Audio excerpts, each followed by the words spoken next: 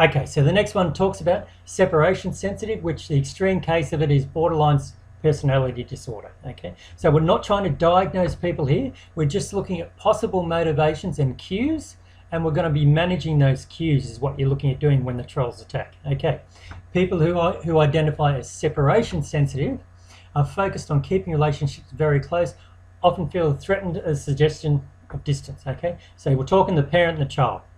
Okay, that would be an example there as well. Not necessarily a bad thing, but can be a bad thing if they don't let people grow up, I think is probably the one we're talking about there. Okay, so there's a fear of abandonment and being known as the victim, not being the victim, okay, but being known as the victim as a strong and might result in willingness to sacrifice themselves individually to make the relationship work. Okay, so it's kind of like the opposite to the esteem sensitive ones, if you're looking at that there as well. Often there's a case that there's a lot of people that have come from abusive situations end up in this, and it just comes down to where the name comes from, borderline personality disorder.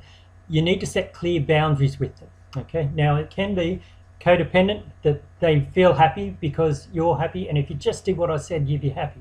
But that's about them, and that's not about you. So this is where it comes into, it may not actually solve the problem, okay?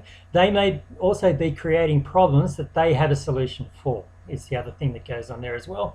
And in looking at business coaching, it's like, well, I've been through this, I've suffered depression, so come to me because I know how you feel. So they're trying to get the compassion from you, and that's what I was talking about before when using the types of empathy in regards to the buyer behavior. Okay, so that's why business owners are vulnerable to abuse, as separation often leads to poor cash flow strategies. They give too much away because they just want to help, okay? Because they know if they can help, they feel good.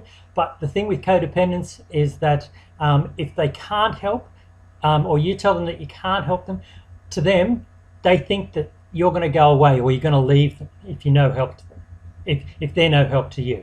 So that's what's in the back of their mind there as well, okay?